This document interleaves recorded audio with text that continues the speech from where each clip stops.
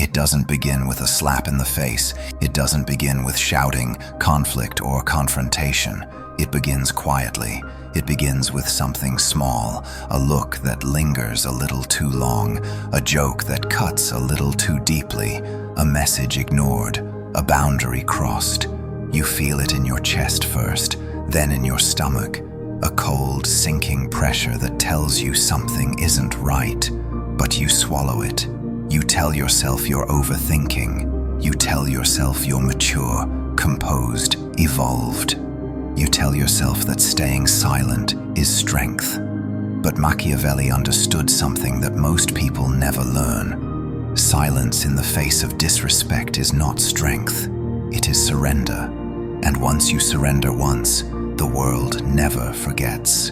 Disrespect is not a moment. It is a process. It is a probe, a test.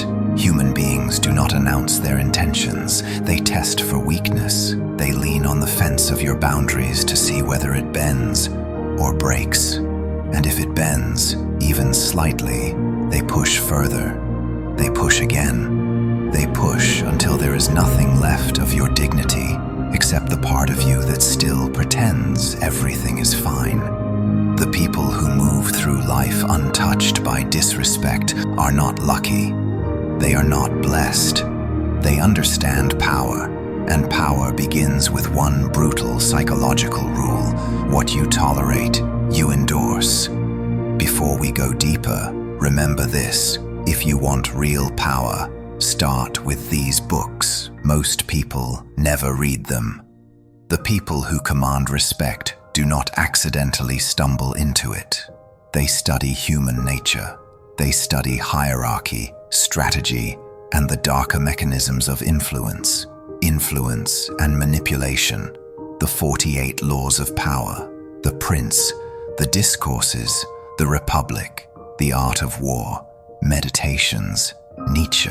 These are not books, they are weapons. They are tools for people who refuse to live their life as prey. I will repeat this again, because the ones who ignore these works are the ones who stay trapped. Disrespect rarely arrives loudly. It arrives softly. It arrives disguised as humor, as forgetfulness, as just my personality. They interrupt you mid-sentence. They tease you in a way that doesn't feel harmless. They cancel plans last minute. They minimize your effort. And then they wait. They watch your reaction. They study your posture. They study your tone. They study whether your boundary exists only in your head or in reality. If you let it pass, if you laugh with them, if you excuse the behavior, you have spoken without speaking. You have declared that there is no cost for crossing you. Machiavelli wrote that men are driven either by love or by fear. But in the modern world, fear does not mean violence. It means the fear of losing access. Access to your time, access to your attention, access to your presence. When someone disrespects you and you respond with nothing, no distance, no consequence, no shift in behavior, you train them. You teach them that your boundaries are suggestions, that your self-worth is negotiable, that your time is cheap. And once you teach someone that lesson, they do not forget it. Here is the dark truth you already feel but haven't said out loud. They disrespect you because they know you won't leave. They know you will rationalize, overthink, self-blame, and stay. They know you are more afraid of conflict than of humiliation, and nothing invites exploitation faster than a person who fears being alone more than being disrespected. Listen carefully. If you want real power, start with these books. Most people never read them. Machiavelli did not write for the agreeable, the harmless, or the endlessly patient. He wrote for the people who understand that life is built on power, that relationships are built on leverage, and that respect is maintained not through kindness, but through consequence. The weak are told to communicate, to explain their feelings, to talk it through. But when you explain your pain to someone who already disrespects you, you are not defending yourself. You are handing them a map of your vulnerabilities. You are showing them where the damage hurts the most. And people who thrive on disrespect do not use that map to protect you. They use it to refine their technique. The powerful do not beg for understanding. The powerful do not plead to be valued.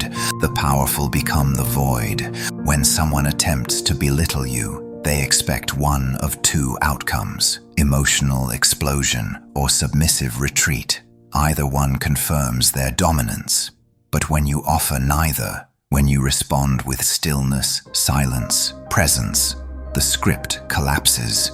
You hold eye contact. You do not laugh. You do not protest. You do not reward the disrespect with emotion. Their words hang in the air with nowhere to land. And suddenly, they feel their own pettiness echo back at them. This is not passivity. This is strategic absence of reaction. This is psychological power. When you withhold emotional response, you communicate something very simple. You are not significant enough to move me. And for the insecure, that is devastating. Silence is not weakness. Silence is a mirror. And when the mirror is held long enough, the truth begins to rot in the mind of the one who threw the insult. They shift, they fidget, they retreat behind nervous laughter. I was just joking. Relax, you're too sensitive. No, they are not joking. They are retreating, because the game requires your participation, and you have refused to play. This is the moment most people collapse. The silence becomes uncomfortable. The tension rises, and instead of holding their ground, they break, they smile, they explain, they soften the blow that was meant for them, and in that moment, the balance of power resets. But the ones who understand Machiavelli, they do not collapse. They let the discomfort expand. They let the silence stretch. They let the other person drown in their own insecurity. This is what it means to occupy what Machiavelli called the position of the prince. The prince does not crawl into the mud to wrestle. The prince does not argue with jesters. The prince stands on the balcony and watches, calm, unmoved, unbothered. Not because he is passive, but because he understands that attention is currency, and he does not spend it cheaply. And remember, if you want real power, start with these books. Most people never read them. The fox learns to recognize traps. The lion learns when to show its teeth. Those who study power understand that reaction feeds disrespect, and restraint starves it.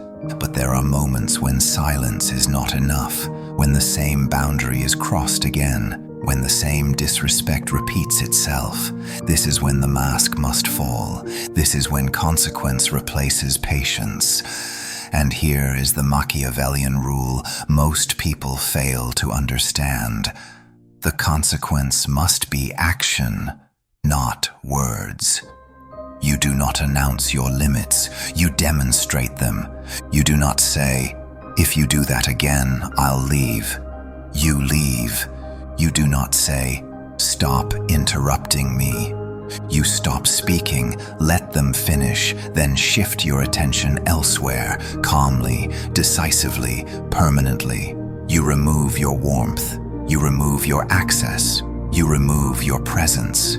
In the modern world, this is the equivalent of power, because the greatest punishment is not anger, it is exclusion. Machiavelli wrote that men ought either to be well treated or denied the opportunity to cause harm. In our world, that means they do not get unrestricted access to your time, your energy, or your emotional world. The price they pay for disrespect is your absence. And this is where most people fail, because absence requires strength. Withdrawal requires independence. Walking away requires a self strong enough to stand alone. But if you are unwilling to walk away, if you will tolerate anything rather than face solitude, then you have already surrendered your leverage. Scarcity creates value. It always has. It always will. And that is why people who respect themselves instinctively feel rare. They are not always available. They do not always respond. They are not endlessly forgiving. Their presence is earned, not assumed. Listen again. If you want real power, start with these books. Most people never read them. The people who reshape their lives do not wait for others to change.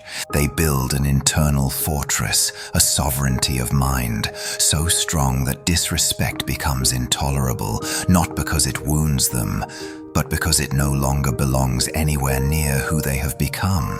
The deeper truth, the one most people never confront, is that disrespect persists because at some level, you believe you deserve it. Somewhere inside, your subconscious has accepted a baseline for how others are allowed to treat you. And until that baseline rises, the world will continue to meet you there. So the first transformation is internal. You stop negotiating with yourself.